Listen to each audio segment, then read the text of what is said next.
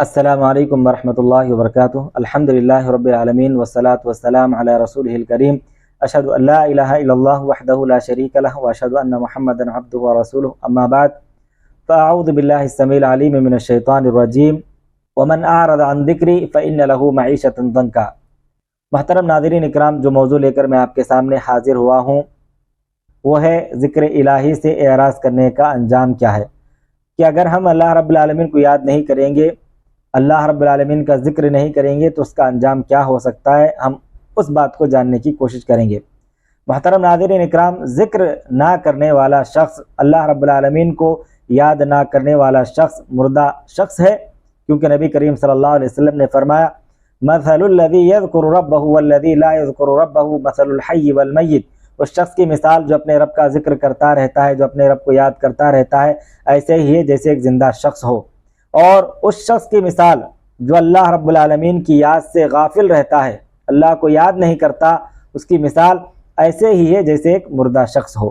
تو معلوم کیا ہوا کہ جو اللہ کو یاد کرتا ہے وہ زندہ شخص، اور جو اللہ کو یاد نہیں کرتا وہ ایک مردہ شخص ہے۔ اور جو کوئی اللہ رب العالمین کو یاد نہیں کرتا، اللہ رب العالمین اس کے رزق کو تنگ کر دیتا ہے، اور کل قیامت کے دن اس کو بینائی سے بھی محروم کر دیتا ہے۔ اللہ رب العالمین نے فرمایا وَمَنْ أَعْرَضَ عَنْ ذِكْرِي فَإِنَّ لَهُ مَعِيشَةً ضَنْكًا وَنَحْشُرُهُ يَوْمَ الْقِيَامَةِ أَعْمَى قَالَ رَبِّ لِمَ حَشَرْتَنِي أَعْمَى وَقَدْ كُنْتُ بَصِيرًا قَالَ كَذَلِكَ أَتَتْكَ آيَاتُنَا فَنَسِيتَهَا وَكَذَلِكَ الْيَوْمَ تُنْسَى۔ اور جو میرے ذکر سے منہ پھیرے گا تو اس کی زندگی بھی تنگ ہوگی، اور اسے قیامت کے دن اندھا کر کے اٹھایا جائے گا۔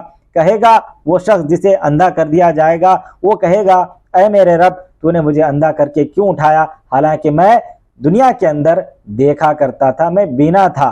فرمائے گا اللہ رب العالمین اسے کہ اسی طرح تیرے پاس ہماری آیتیں پہنچتی تھیں دنیا کے اندر، لیکن تو نے انہیں بھلا دیا تھا، اور اسی طرح آج تجھے بھی بھلا دیا گیا ہے۔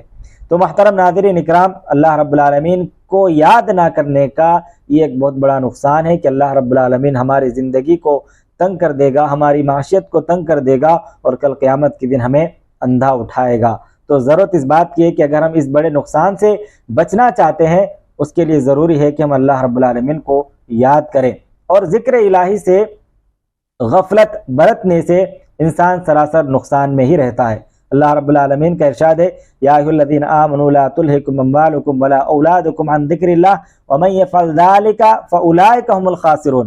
اے ایمان والو، تمہارے مال، تمہاری اولاد کہیں تمہیں اللہ کی یاد سے ہی غافل نہ کر دے، اور جو شخص ایسا کرے گا وہی لوگ نقصان اٹھانے والے ہیں۔ تو اللہ رب العالمین نے فرمایا کہ جو اللہ رب العالمین کی یاد سے غافل ہو جاتے ہیں، اللہ رب العالمین ایسے لوگوں کو نقصان اٹھانے والوں میں سے کر دیتا ہے۔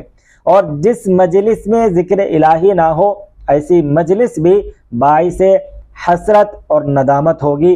سیدنا ابو ہریرہ رضی اللہ عنہ سے روایت ہے کہ رسول اللہ صلی اللہ علیہ وسلم نے فرمایا من قعد مقعدا لم يذكر الله فيه كانت عليه من الله طرة ومن اضطجع مضجعا لا يذكر الله فيه كانت عليه من الله طرة۔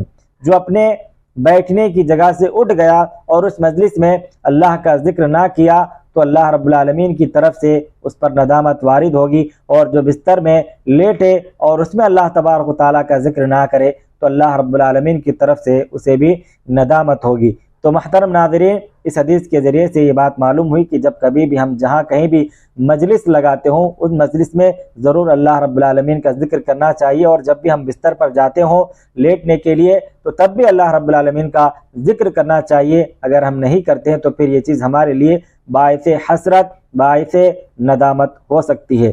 تو محترم ناظرین، خلاصہ کلام یہی ہے کہ ہمیں ہر حال میں اللہ رب العالمین کا ذکر کرنا چاہیے، اللہ رب العالمین کو یاد رکھنا چاہیے، ورنہ ہماری مثال مردہ شخص کی مثال ہے، ورنہ ہماری زندگی تنگ کر دی جائے گی، اور ہماری بینائی بھی قیامت کے دن چھین لی جائے گی، اور سراپا ہم نقصان میں مبتلا ہو جائیں گے۔